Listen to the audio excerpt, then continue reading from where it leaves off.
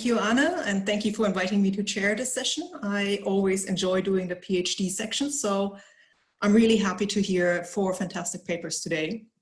And we're going to dive right in with Aideen Herron, who has a master's degree in architecture from Edinburgh University and was awarded, as I understand it, the Rachel McCrory Award for Excellence in Conversation Research, and the master's degree then in Urban Building Conversation from UCD. Recently, she's been a PhD student at the UCD School of Architecture, Planning and Environmental Policy. And Aideen is today presenting on surveying the empire, terrestrial and astronomical measurement systems. So I'm just handing over to Aideen. Great. Okay, so yeah, as Frida said, my name is Aideen Herron and I'm a second-year PhD candidate at the School of Architecture. My presentation today is Surveying the Empire, Terrestrial and Astronomical Measurement Systems. So I'll start with just a bit of my broader research. My thesis title is Designing the Astronomy Trail, Research, Modelling and Tourism Strategies for Scientific Sites. My research began in March 2019, and this slide shows my general research plan. This research has 2 main topics of concern. The first is architectural and design landscape research into historic scientific sites, and the second is the creation of a digital model to inform state decision-making regarding heritage sites. So I'm currently in the first phase of historic research. One of the primary focuses in this project is Dunsink Observatory. Dunsink is owned by the Office of Public Works and is run by Dublin Institute of Advanced Studies. It is shown here highlighted in red in the top left of the picture. A case study of Dunsink Observatory will become a model for the Office of Public Works sites for historic and scientific significance. Here's a closer satellite image of the observatory and its curtilage today. Some key features are marked, including the main observatory building at A. This presentation demonstrates my current methods in placing Dunsink in a historical transnational scientific context. This requires sound historic research into the structure of science in the British Empire, focusing on the use and reason for establishment of colonial observatories in the 17th to 19th centuries. In the short presentation, I will include 2 colonial observatories, Dunsink and Madras Observatory in India, comparing them to the prime observatory of the British Empire, the Royal Greenwich Observatory. Dunsink Observatory was founded in 1785 following the death of Professor Francis Andrews of Trinity College, Dublin. From 1792 until 1921, the Andrews Professor carried the title Royal Astronomer of Ireland by royal warrant. Dunsink is the oldest scientific institution in Ireland. Henry Usher, the first director of Dunsink, spent some time visiting the Royal Greenwich Observatory in London in 1790 in order to better understand its methods of construction and see what could be replicated or improved upon for Dunsink. Though both observatories were built as scientific institutions, they were built for different reasons. Dunsink's reason for establishment are more speculative than that of its English neighbour. Dunsink's astronomers were required to make regular observations of the heavenly bodies and of the sun, moon and planets, and to reduce these observations in relation to a meridian. The meridian is an imaginary line that is drawn from the North Pole to the South Pole on a map of the world. It is arbitrary and can be placed anywhere as a line from which to base all calculations.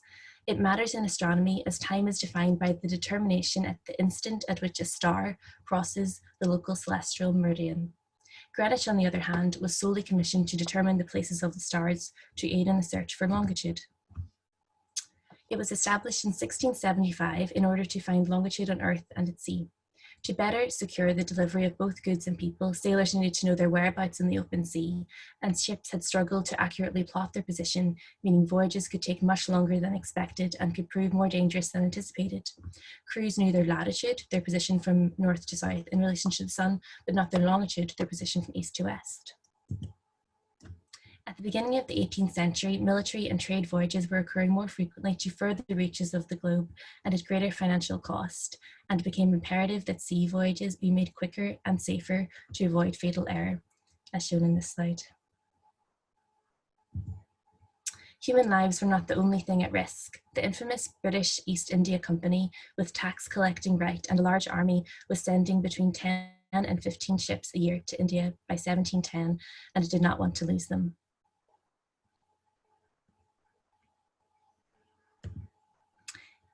In 1714, an Act of Parliament announced a scheme intended to encourage innovators to solve the problem of finding longitude at sea.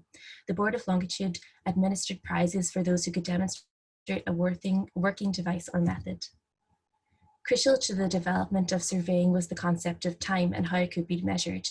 It is possible to determine how far east or west of a given location one is if the local time on land is known, as it can be compared with local time on board the ship.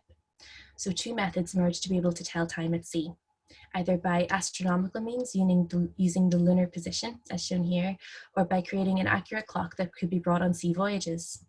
The lunar method essentially uses the moon as a celestial clock and the instrument known as the octant. The moon is similar to hands on a clock moving against the stars, which are like numbers on a dial. This method was made possible by the work of Tobias Mayer and his lunar tables. His main interest was land mapping, marking an instance where the two scientific methods of astronomy and land surveying encouraged innovation in one another. The accurate determination of longitude was crucial for terrestrial mapping, and he created new lunar and solar tables to improve his work.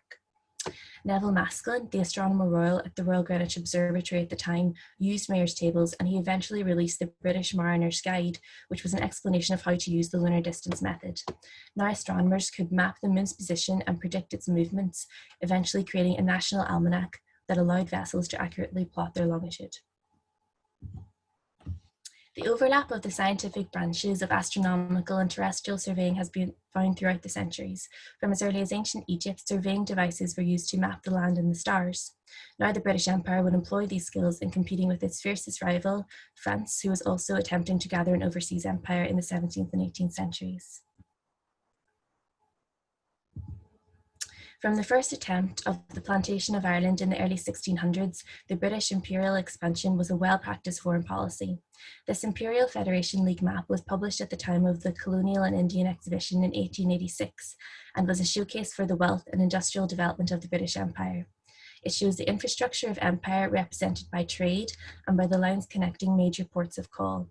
With Britain's domestic observatory having helped master navigation of the seas, British colonial observatories could also be used as both foreign symbols of the empire in a foreign land and scientifically essential in consolidating that power through the terrestrial survey of the land on which they sat. Using British colonial observatories to create pockets of institutional power was instigated throughout the empire. Land surveyors use astronomy and stellar positions to measure land and to determine positions of natural and man-made objects on the land surface. The rule in cartography is that surveys and consequently maps are orientated towards the north, necessitating the surveyor to use astronomy and stellar measurements by characterizing the longitude and latitude of the land point in question. In India in 1757, the British East India Company became the imperial authority, and the need was felt for an accurate map of the country in order to exploit its resources. Rubian Burrow, an assistant of the Astronomer Royal at the Royal Greenwich Observatory at the time, urged the company to conduct a systematic survey of the country and suggested the establishment of an observatory. In 1792, the East India Company completed the construction of Madras Observatory in what is now Chennai, which was the first of the modern observatories in Asia. The Madras Observatory had its origins in a private observatory set up by William Petrie in 1786, but it was later converted under the direction of East India Company director Michael Tapping. He was also a British surveyor tasked with mapping the shoreline of southern India. He argued that an observatory was crucial to his task, since astronomy was the parent and nurse of navigation. But the site was also a tool of colonial rule, a means of showing that Britain was now the dominant power in South Asia. As Tapping insisted, astronomy held the key to a rich and extensive empire.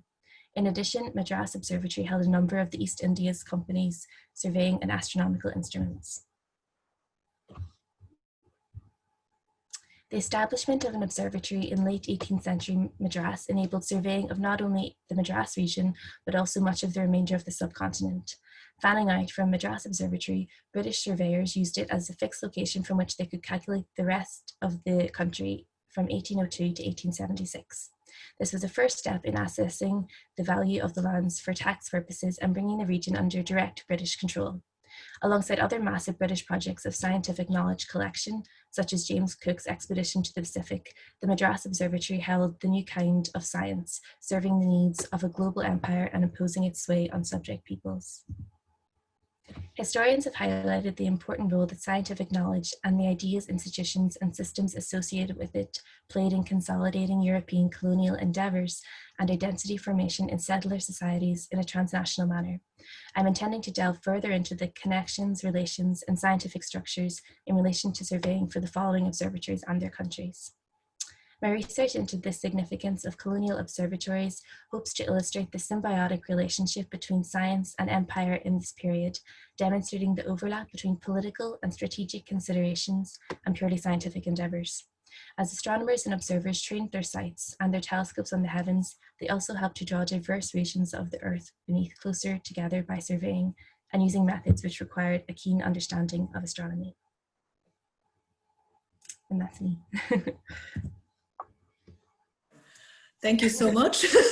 And I just meant to say, when we're approaching 1 minute left, I'm going to raise my hand. So just for the speakers to be aware, I forgot to say it before. And we're just moving over to our second speaker. And before we go for a discussion, and the second speaker in this session is Zhengfeng Wang, who earned her bachelor's degree in architecture from Tongji University in Shanghai in 2014, and an MA in architecture on contemporary projects from the Universitat Politècnica de Catalunya in 2016, before she then returned back to her alma mater, Tongji University, where she graduated with another MA in architectural history and theory a year later. Currently, she's a PhD candidate at the UCD School of Architecture and Cultural Policy, where she works on a project entitled Industrializing Modern Consumption, Market Building and Department Stores in Chinese Cities between 1930 and 50. And I believe she's going to explore the transnational notion and encounters within this project today. So I'm just passing over to Zhengfeng. Thank you. Thank you, Rita. Just sharing my screen. And during the 1890s, Kang Youwei, a Chinese radical reformer of the late Qing dynasty, visited Shanghai and Hong Kong and was greatly impressed by what he saw in the same two cities. Historian Wellington Chen argues that not even Kang's perspicacious observations could have prepared him for the fact that for the next 100 years, similar artifacts of Western material and consumer culture would do more to transform China's modernization than all of the West's political and military interventions put together. In my PhD project, Institutionalizing Modern Consumption, Market Buildings and Department Stores in Chinese Cities, 1930s to 1950s, I explore how the commercial building types that facilitate urban prosperity in the capitalist West modernized Chinese everyday life from the Republican era to the communist regime. This research includes case studies on 4 architectural projects in interwar Shanghai, British colonial Hong Kong, and socialist Beijing.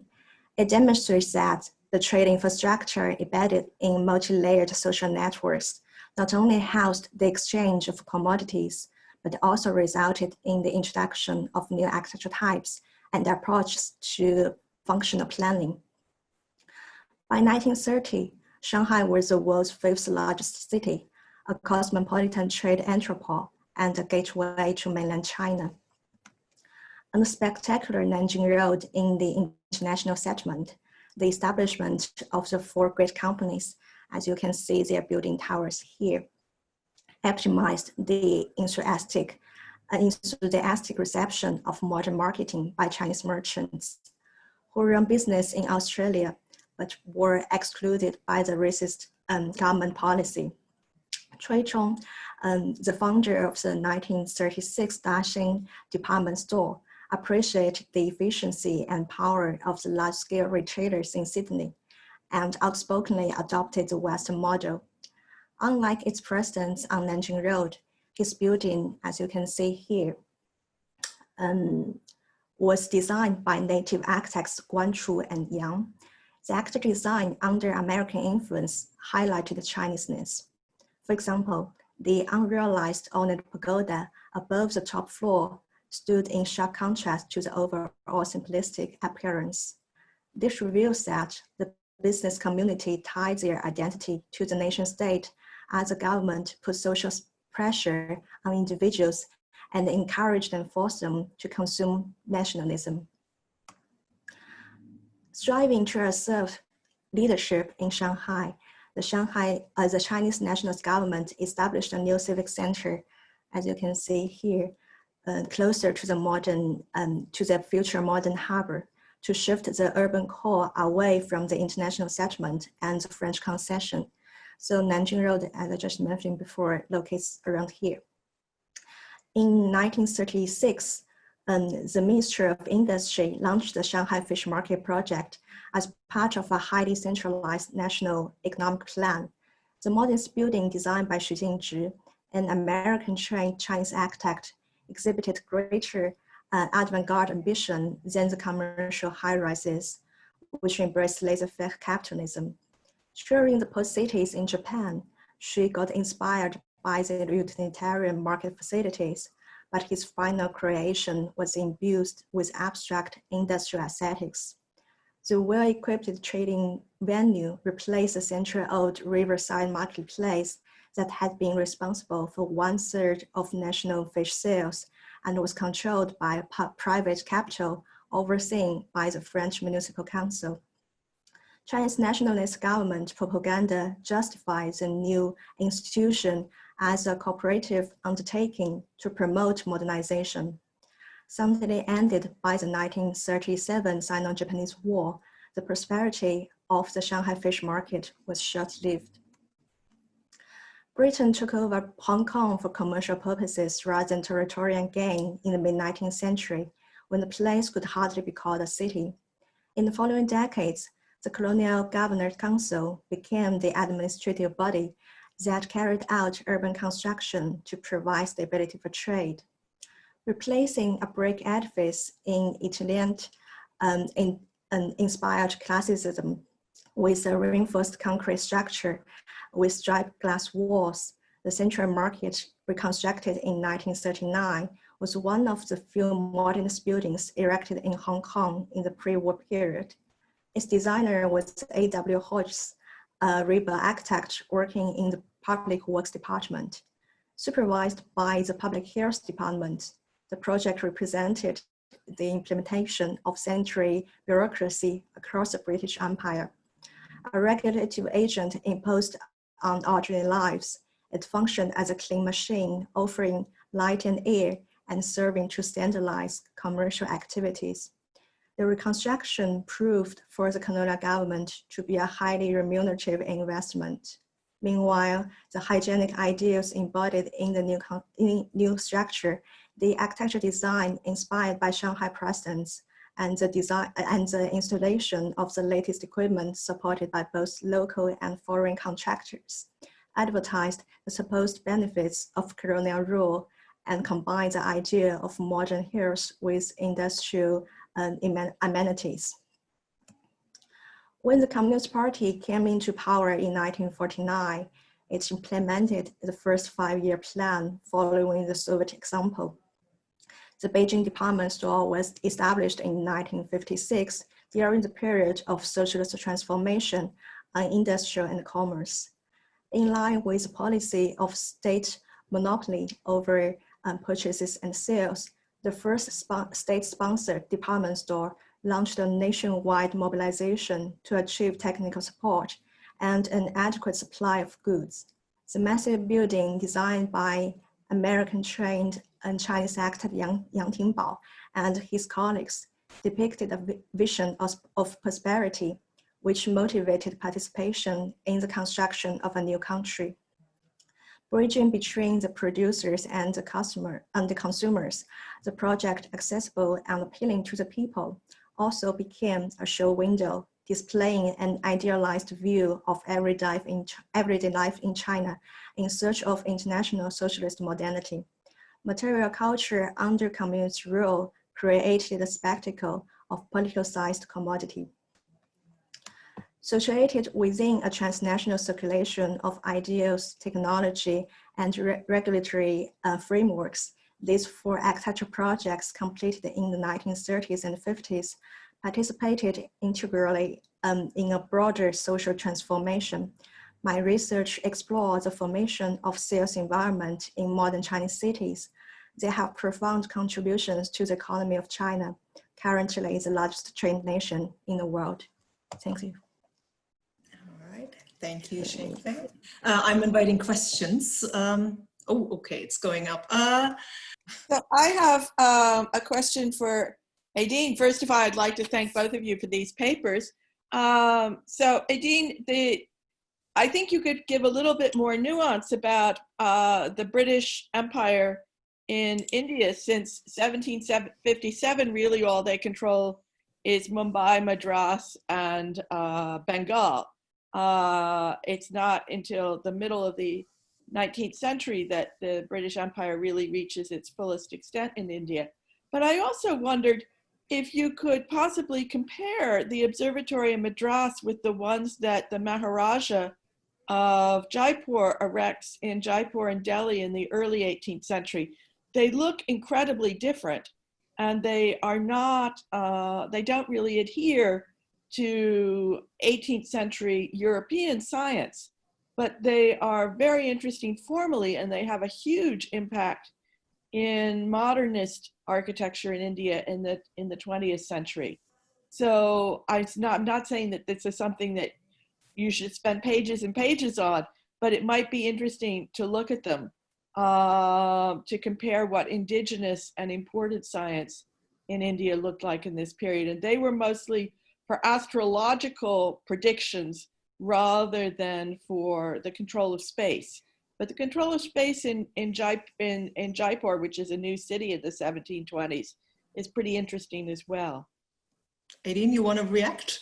That would be really interesting, actually. I haven't read too much about the observatories that were there previous to colonial ones, except that I know that they had a really good connection with each other, and they were very democratic in their methods, maybe more so compared to the colonial observatories. So I find that really interesting, especially how they impacted modernist architecture in India. I'd love to read more about that. That sounds great. Send me an email and I'll send you some references. Oh, great. Thank you very much. Okay, Anna was first. Anna, you have to unmute yourself. Yeah, okay, thank you. Yeah, thank you to both speakers for two very fascinating papers and projects, actually.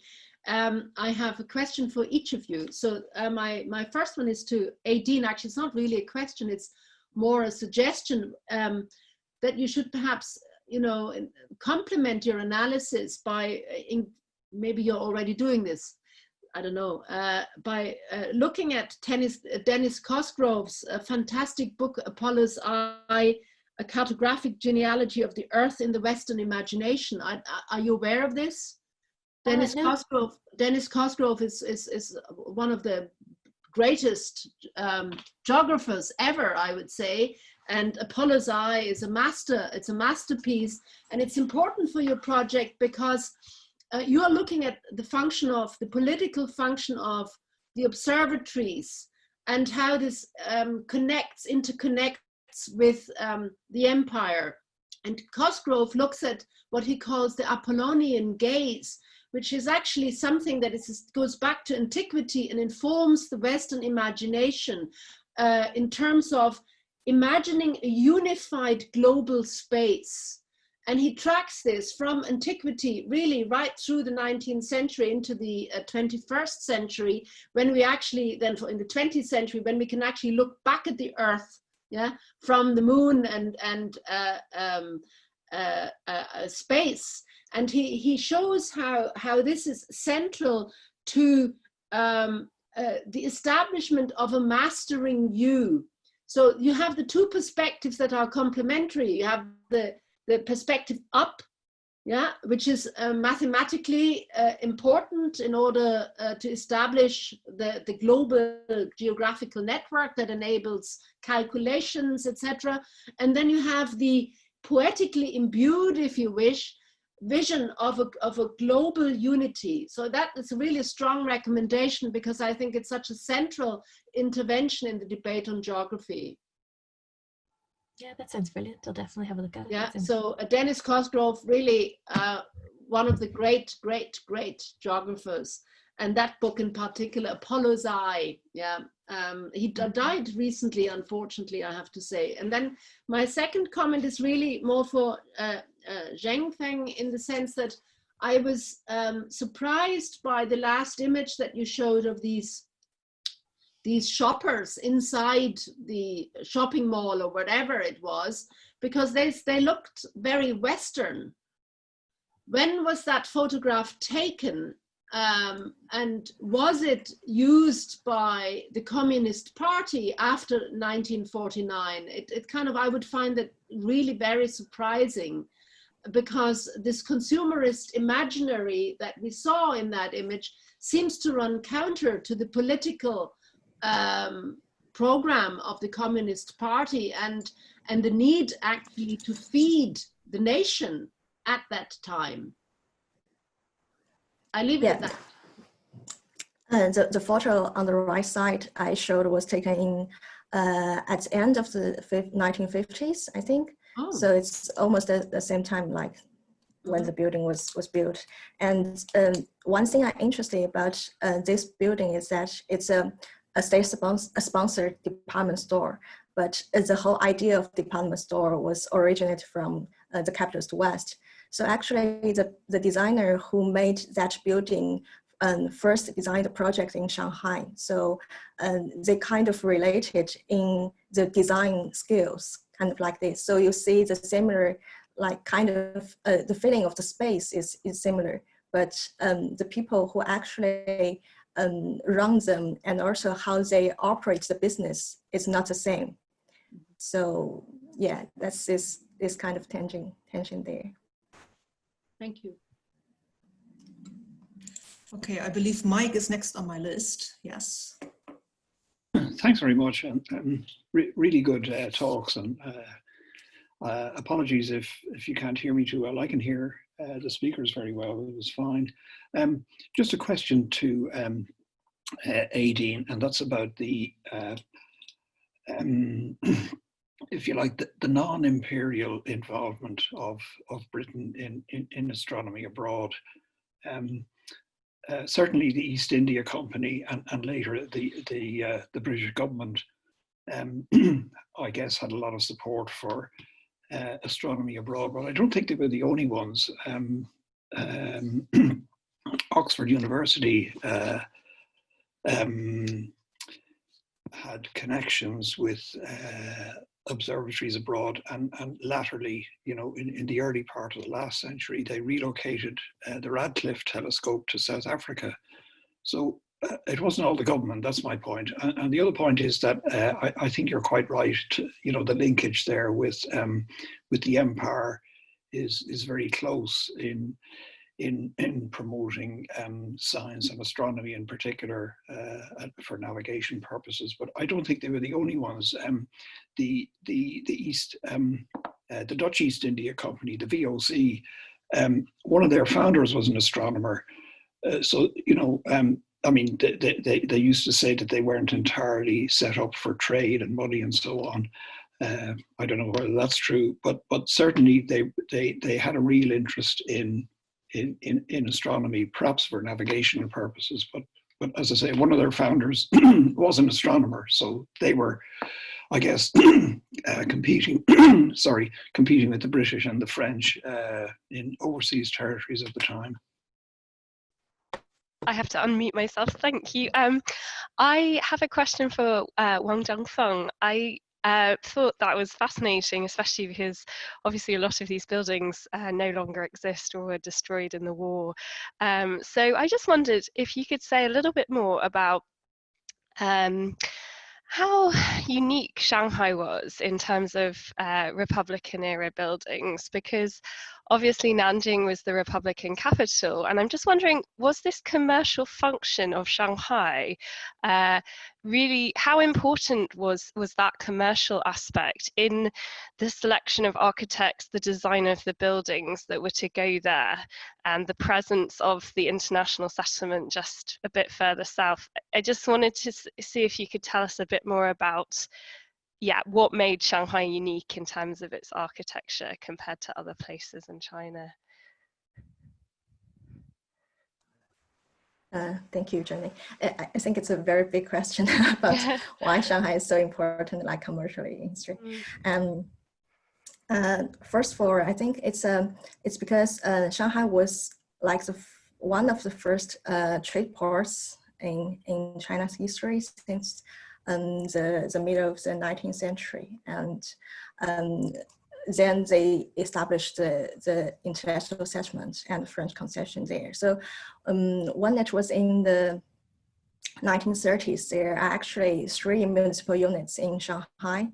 So the two, like the international settlement, mainly dominated by the British and also the American, and the French concession, they have their municipal council there, and also another part by the Chinese Communist Party.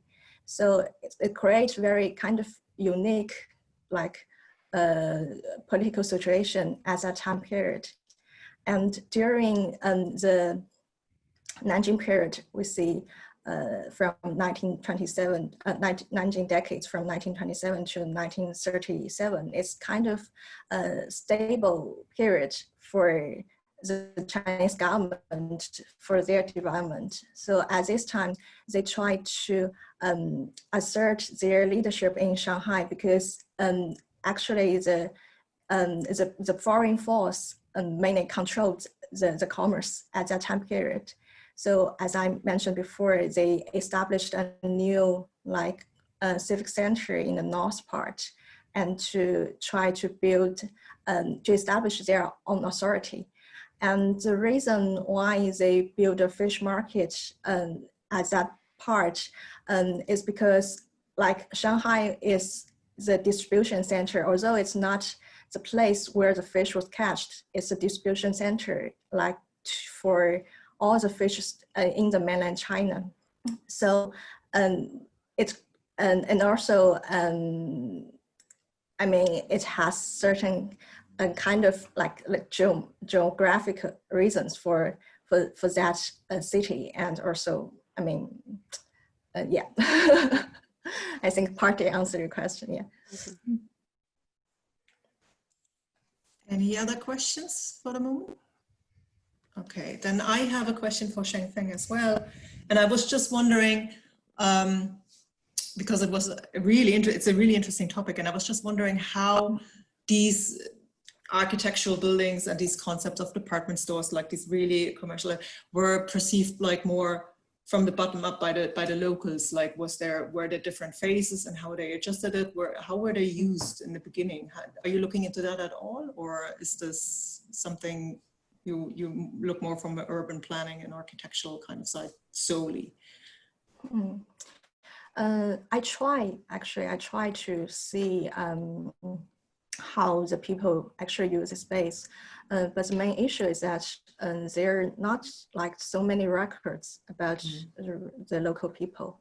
The main sources for me is from the municipal archives and also some newspapers. Yeah. So yeah, so I think the main issue is about the sources. I'd like to see, there are some reports about how the space is used, especially on the newspapers, but from what I see, not so many. So okay. So I suppose there are not like I don't know, eco documents like diaries or something in archives where people talk about it in their letters. I didn't find them. Yeah. It's probably like too much of a scope then to dive into that because you're looking from that. All right, thank you. Any last questions? Thank you. Thank you, everybody, for thanks for two great papers. So it is with great pleasure that I introduce our next speaker, Bianca Cataldi, who graduated in modern literature at the Università degli Studi di Bari. That's her hometown, I believe, in 2014, where she then also pursued an MA in modern philology. Currently, she's a PhD candidate and Italian tutor at the UCD School of Languages, Cultures and Linguistics, where she explores in her research the impact of literature and utopia on industrialized Italy and Europe during the 20th century. Today, Bianca is presenting on Adriano Olivetti's relationship to the working class. So I'm handing over to Bianca. Thank you. Hi, everyone. And thank you, Britta. Can you hear me? Yeah, okay, perfect. So as Britta was saying, my research project focuses on the relationship between utopia and labor, and especially through the work of the 20th century Italian entrepreneur, Adriano Olivetti, who probably you know already because he's the most important typewriters producer in Italy. And is also the first one in Italy that actually started a project about a computer. So the first model of a computer in Italy was produced at Olivetti's Inc. So that's why it's really important for our story. But it's also the one that started a debate on labor and on working class conditions. So the title of my project is Utopian Labor and the Impact of European Utopian Thought on Italian Industrial Literature.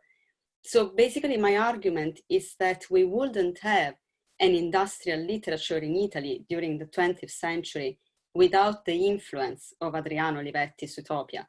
So we wouldn't actually have books and novels about factories and life in factories without Olivetti. And what strengthens this argument is that actually all the writers that published novels about work in factories were working at Olivetti. So it's really interesting because there is a kind of testimonial intent in their writing. So, but what is this utopia that I'm talking about? So this utopia can be summarized in two key points. The first one is to overcome workers' alienation in factory and to make labor not a torment, but a spiritual strength. And the second point is to overcome the logic of political parties to establish a system of communities, as we will see further on. So throughout the first half of the 20th century, Olivetti has been encouraging the debate surrounding the concepts of labor and fair working conditions and alienation, and not only in Italy, but also abroad. So the transnational nature of his discourse on labor is already evident in Olivetti's cultural background. And indeed, during the 1920s, he traveled to America in order to study the Ford enterprise and its way of organizing work in factories, because he knew that there was something wrong in the Italian way of organizing work. So when he came back to Italy, he was convinced that although it was not the right time to overcome Taylorism, it was necessary to reduce the working hours in order for the workers to rest and consequently to produce more in their less stressful and alienating working hours. And the debate on alienation, particularly encouraged by Italian writers and intellectuals like Ottiero Thieri and Paolo Volponi during the 1950s, is also influenced by the French Christian philosopher Simone Weil, who experienced work in factory in person and denounced the inhuman amount of work and the total absence of camaraderie between workers, and the risk that human beings that are workers may be reduced to machines, since their only aim is to produce goods. And so the reference here is obviously to Marx's theory of alienation. And we know that Marx had actually thought that there were several kinds of alienation for workers. So the alienation of the worker from the product, and the alienation from the aims of production, and the alienation from the means of production, and etc. So basically the worker doesn't produce something that is going to use in first person. So he's producing for someone else.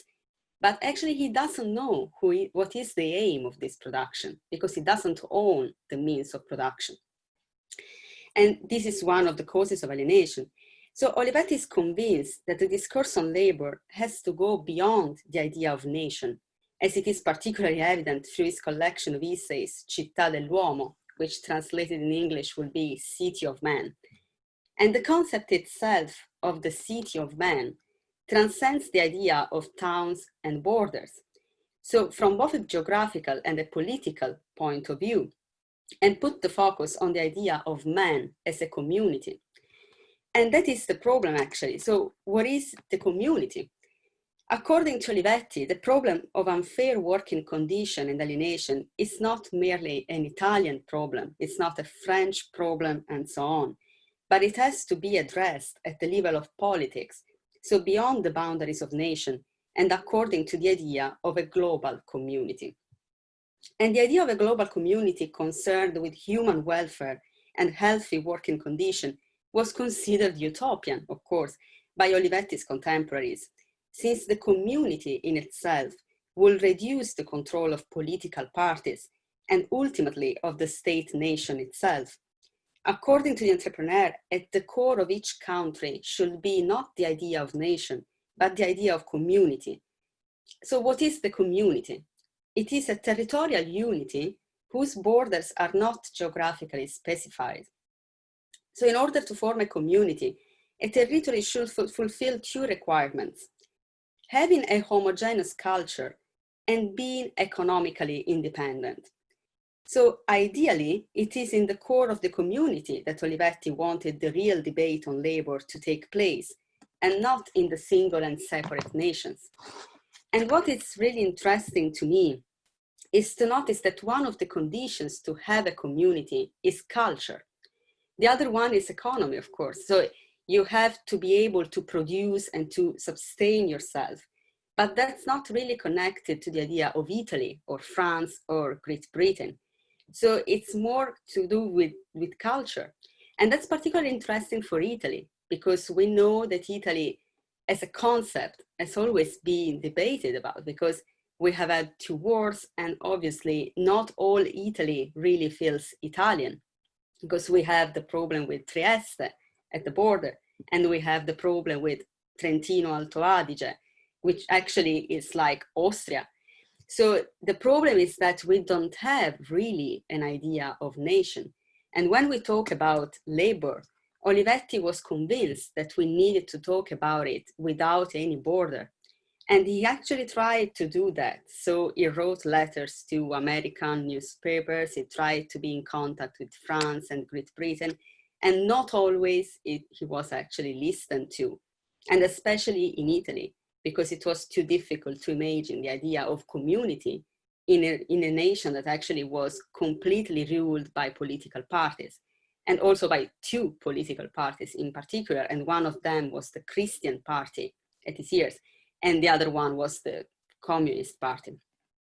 So even though Olivetti's utopia is still a utopia, because that's the definition of the name, you can't reach something that is a utopia, it's really interesting to analyze this kind of transnational idea, because Olivetti was actually the first one to really think of a community which goes beyond the borders.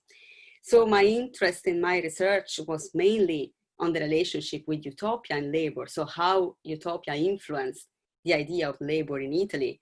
But it's also in this idea of transnationalizing culture, and so to try to think of Italy not as Italy, but as something in a continuously dialogue with other countries. So that's it, basically. I hope I'm in time. You have plenty of time left. Thank you, Bianca. That was lovely. Okay, and I'm moving right on to Yanli Xie, who earned her a bachelor's degree in museology from Shanghai Normal University, and I do hope I pronounced this correctly. And graduated in 2015 with a master's degree in history from UCD. She's currently a 4th-year PhD candidate at the UCD School of History, and her project examines the introduction of British railway to China. Her presentation today is entitled Translating the Railways into Mandarin. And I'm passing right on, Yanli. So good morning, everyone. I would like to thank the Humanities Institute for arranging this symposium and inviting us PhD students to share our research related to the transnational approach. I'm currently working on a dissertation about the exchange of knowledge, idea, and technology between Britain and China in the 19th century. I'm focusing on the case studies concerning the arrival of railways in China within time frame from 1835 to 1895. It is the first attempt to examine the process of railways introduction into China from the perspective of ideological exchange. The transnational approach offers methodological inspiration to this research. The transnational approach seeks to break out of nation-state or singular nation-state as category of analysis. It offers a new perspective to write about the history of railways in China, which has long been written by the nationalist approach. The nationalist approach applied the problematic dominant-resistant binary in the narrative. It emphasized the imposing role of the Western powers and the resisting role of the Chinese in the issue of the railways. Also, it viewed the Western powers and the Chinese as two monolithic entities. Hence, the various actors who played a nuanced role in the shaping of history of shaping the history of railways in China are ignored. As Patricia Calvin famously defined it, the transnational approach is first and foremost about the people. It seeks to identify the dynamic networks and connections that cross and through national borders. Transnational approach inspires my investigation into 5 groups: the foreign missionaries, merchants, diplomats, and engineers, and the Chinese travelers to the West. These groups forge links through which the knowledge, idea, and technology of railways were introduced and took shape in China. And my talk today is about a missionary who transplanted knowledge of railway into China. Not until the end of 19th century did China enter into the railway age. It is almost half of century lag behind Britain, in which railway were developed first. However, it was not late when the Chinese learned about the first modern intercity passenger railway between Liverpool and Manchester, opened in 1830. An article written in Chinese about this rail line appeared in 1835 in a journal titled the East-West Monthly Magazine, published by a Prussian missionary, Karl Friedrich August Gustloff. Gustloff was trained by the Dutch Missionary Society and was firstly dispatched to the Dutch East Indies. He came to the shore of China in 1831 as an independent missionary. His activity in China was sponsored by foreign merchants, mainly the British. They valued Gustloff's language skill. He could read and write in official Chinese and spoke fluently in several dialects. For the same reason, Gustloff was offered an interpreter post by the British authority and played a significant role in the First Opium War fought between Britain and China. He was a complicated figure who came to China with Bible as well as weapons. Before the war, one significant weapon was the intellectual artillery, a phrase used in the Declaration of the Society for the Diffusion of Useful Knowledge in China, founded in 1834 by foreign community in Canton and Macau. The founders felt that the spread of Western knowledge among the Chinese would blast off the closed door of China and defeat Chinese ethnocentrism. Gustloff was a principal member of the society, but before that, he had taken pioneering actions in 1833 and published the first Chinese magazine in Canton. In the same magazine, Gustloff published an article entitled "The Huo Zheng Ce," literally meant the fire steam vehicle, introducing about the railways. In Chinese, "ce" was general designation for vehicle with wheels in all forms. The Huo Zheng combination came from the term for the steam engine, also coined by Gustloff. When considering the missionaries' introduction of the railways into China, one should know that the steam technology developed in the West was utterly unfamiliar to most Chinese. Historian Xianqun Wang points out that the lack of underlying technology development, same as those in the West, limited the ability of the Chinese to grasp the mechanism of steam technology. It was therefore a significant task for the missionaries to explain the idea of the railway. Gustloff is an interesting example. In writing the fire steam vehicle article, Gustloff tried to establish a bond with his Chinese readers by employing two Chinese characters as the narrators, which to lend credence to the account about the foreign lands. The article began with a story. A fictional Chinese named Li Zhu sails on an English ship back to China. He meets a friend, another hypothetical Chinese named Chen Cheng, and they have a conversation about England. In the conversation, Gutzlaff tailors a comparison of British social system with China's. Li Zhu mentioned that Britain allowed foreigners to enter town, travel around the whole country. Even the palace and the court in the capital were permitted to visitors. Chen reacted with suspicion and then questioned about how the British could defend their country against potential enemies. It was because, as Li Zhu answered that, the defense of the enemy and the welcoming of the guests was both the law of Britain, and through the interaction with the foreigner, it would be instructive to enhance techniques and develop civilization of the inhabitant. Chen Cheng was amazed by such liberality in Britain and felt ashamed by the Chinese law and regulation that is against contact with the foreigners at the time. The fire steam vehicle or the railway is then introduced as a proof for the benefit of liberality of the British system. Li Zhu stressed that in comparison to the railway, the booming scene of London, where, as he described, hundreds of ships mooring and imported product come from all over the world, and the powerful steamship, which could sail much quicker than the Chinese ships, are nothing but normal. He says the fire steam vehicle within 1 shi ran for 90 li, as quick as bird flying without using any horses or oxen. It flied and ran as what it may.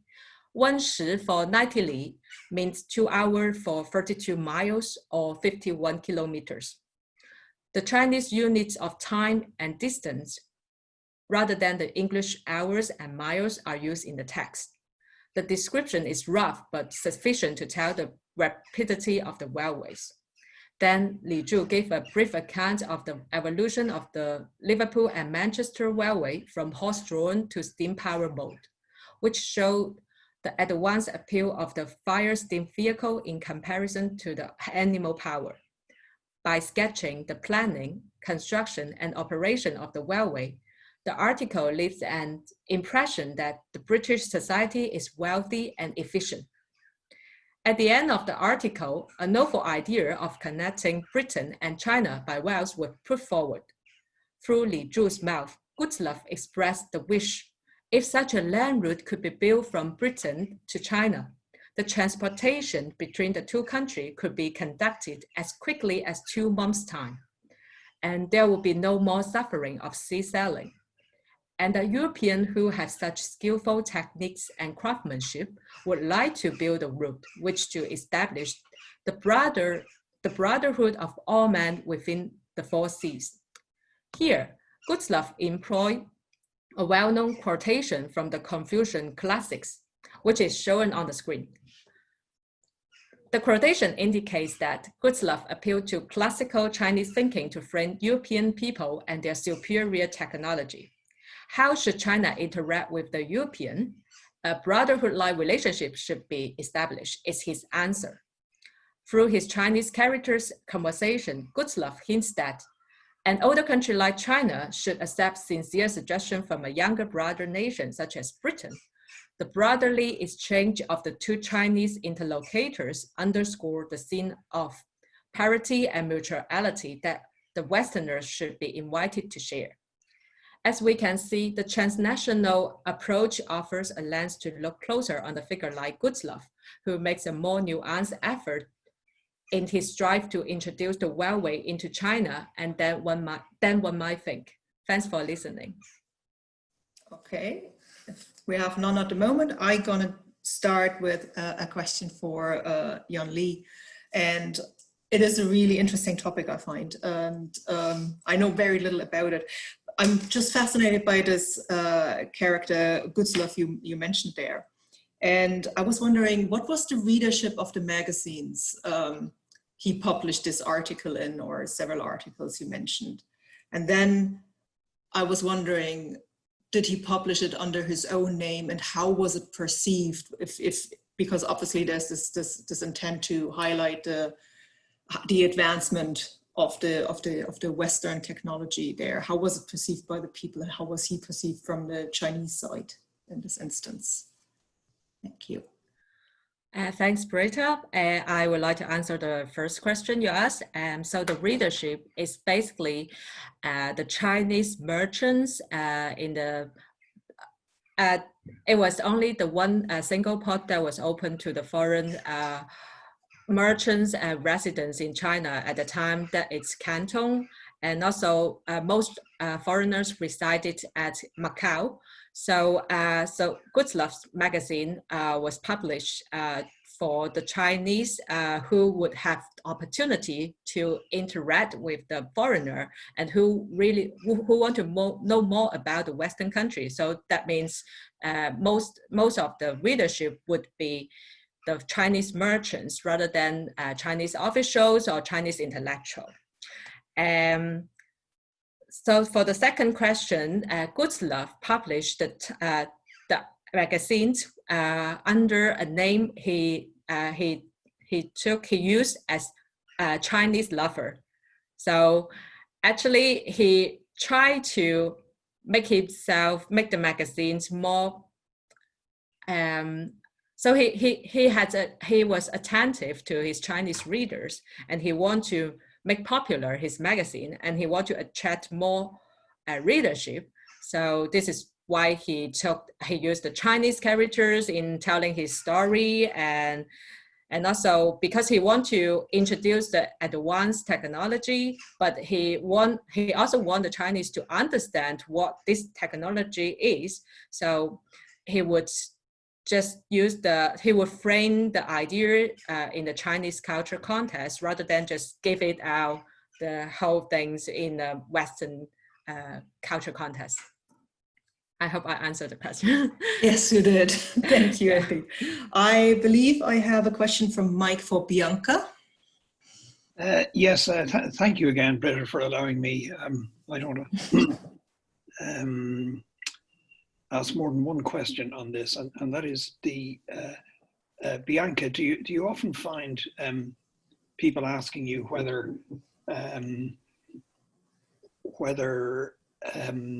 Olivetti was interested in transnationalism or multinationalism? I just in case people confuse the two terms, as I understand it, the difference is that in transnationalism you don't have an executive concentrated in one place. It genuinely is transnational, whereas our modern concept of the multinational is that it involves it's a company spread over the world, but it is consolidated, or it is headquartered in one place. And I'm just wondering, is there anything in the in the modern world which militates against transnationalism, whereas what we have now is multinationalism, because there are advantages in consolidating in one place, in say having your headquarters in one place and registering for tax somewhere else, and then employing cheap labor somewhere else to make your product, and so on. In other words, Olivetti's idea of genuine transnationalism and genuine cooperation like that is impossible to do in the modern world.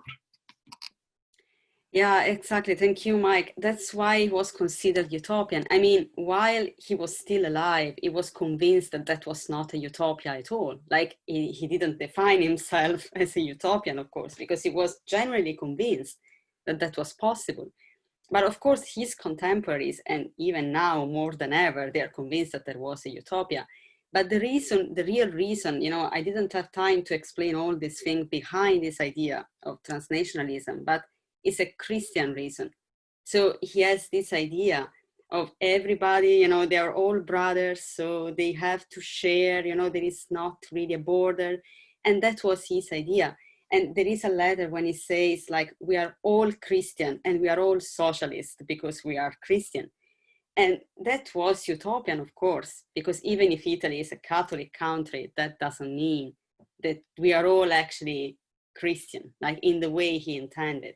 So he was genuinely transnational, a transnational person, but he couldn't be believed by people. And he found a lot of obstacles like bureaucracy, you know, and that kind of things. He also talked with the Pope, you know, but there was nothing to do because there were borders there that couldn't be crossed. It was not good from how can I say, from an entrepreneurial point of view. It was not really smart according to his contemporaries and to people right now. Now it will be, like, I don't say impossible, but utopian to have that kind of approach.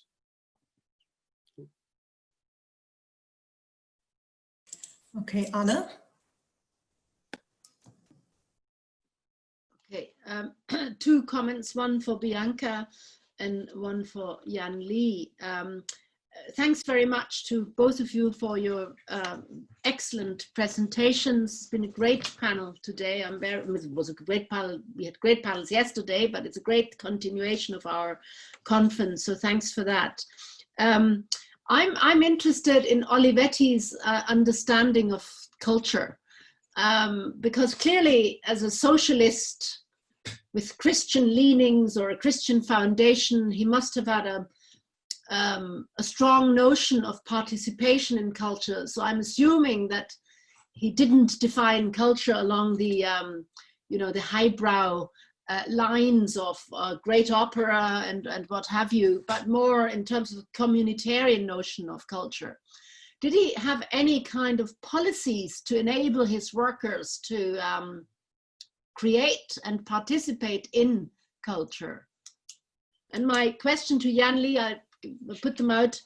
I don't much about Gutzlaff, but I know that he came from a very modest background. I think he was the son of a saddler in Pomerania in Eastern Germany, which is now Poland. And he made his way up. It's a kind of a really colorful career that he had.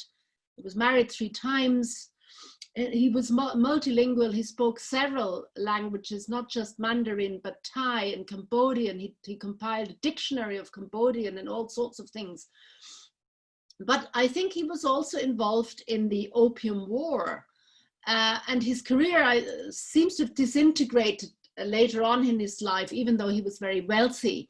Can you comment a bit on this darker side of him in terms of, you know, the missionary effort, the investment in the Opium War? Thank you. Okay, I think we start with Bianca. Sorry, sorry, no, I was taking notes and I forgot. Sorry. Thank you, Anna, because that's a very great question. And you actually touched upon a very crucial point here, because Olivetti, yeah, absolutely, he didn't believe in that kind of eyebrow culture because he wanted everybody to participate in it. And participation is really the key word here, because he established all kind of recreational centers and cultural centers. So all around the factories, there were libraries, there were schools for children. So I'm talking about Ivrea in particular, which is, you know, in the north of Italy. And that was the main factory.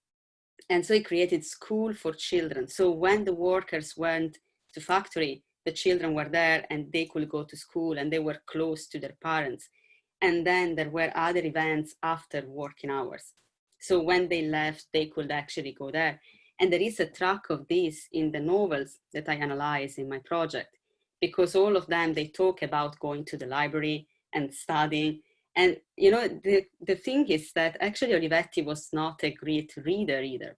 Like, he didn't like to read books, which is crazy. You know, when I found out about that, I was a bit, but he liked to study, to improve himself and to improve his ideas, but he never really read novels or poetry. It was not that kind of man, you know, but he wanted people to share their ideas with him and to participate in culture.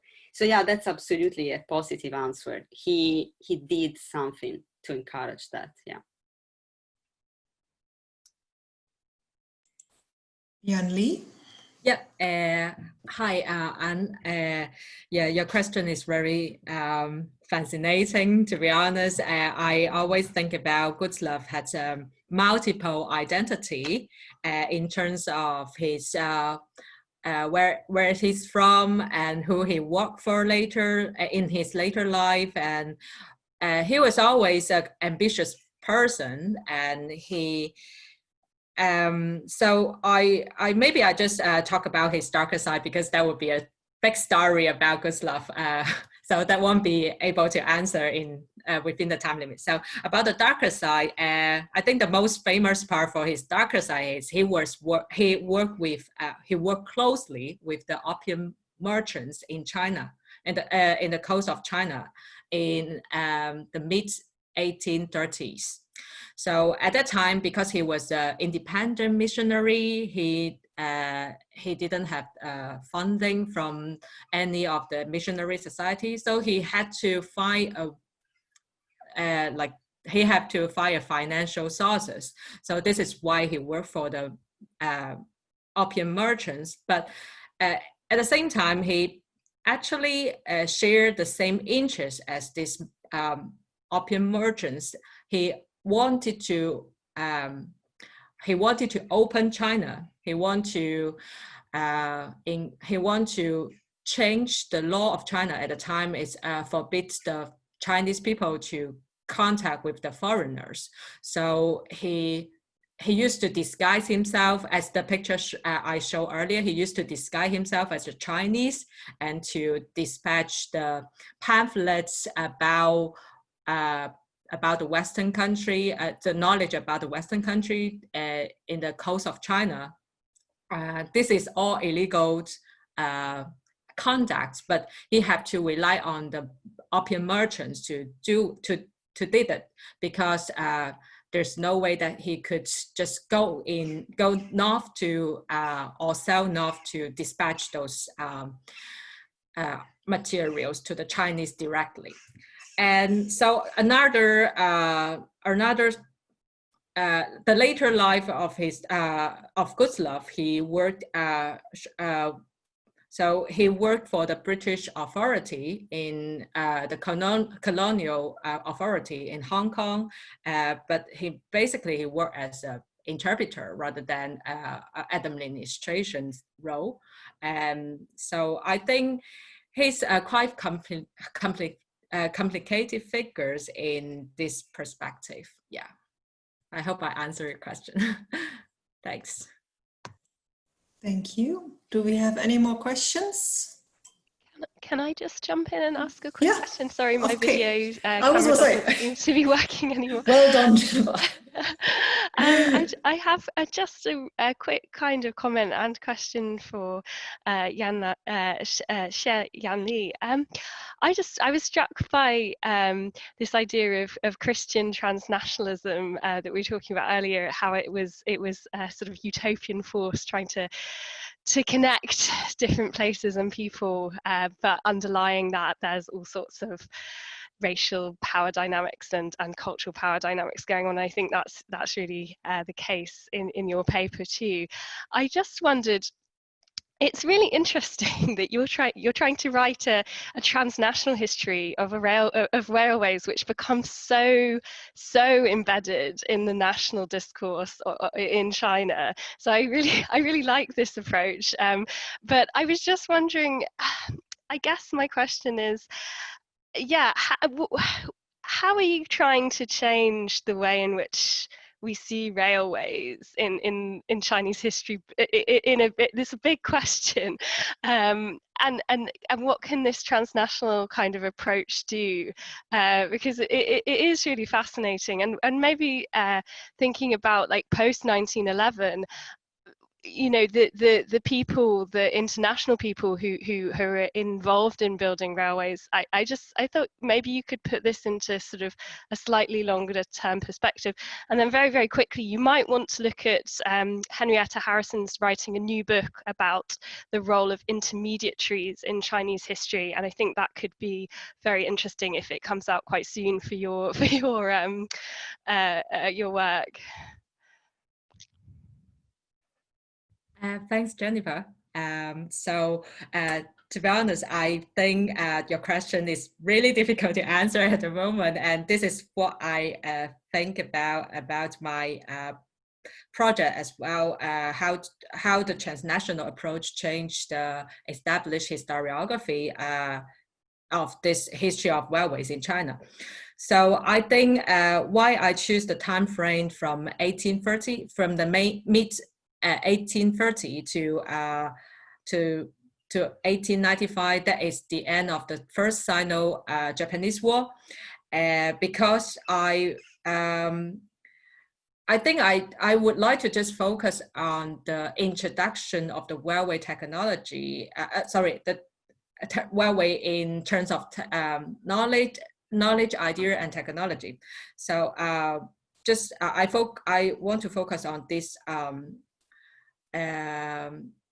ideological exchange rather than the later political issue. So this is why I use this time frame. And so if we talk about the political issue or the diplomatic issues about the railways, that would be a lot written with the national approach rather than the transnational approach. Yeah. Yeah, no, it's just interesting. I'm wondering how you can get away from nationalism, but it's interesting. It's a very interesting way to do it. Yeah, absolutely. Yeah. Thanks. Thanks. Okay, I think I close this panel for now. So thanks again to all the chairs, to all the presenters, and to all the attendees.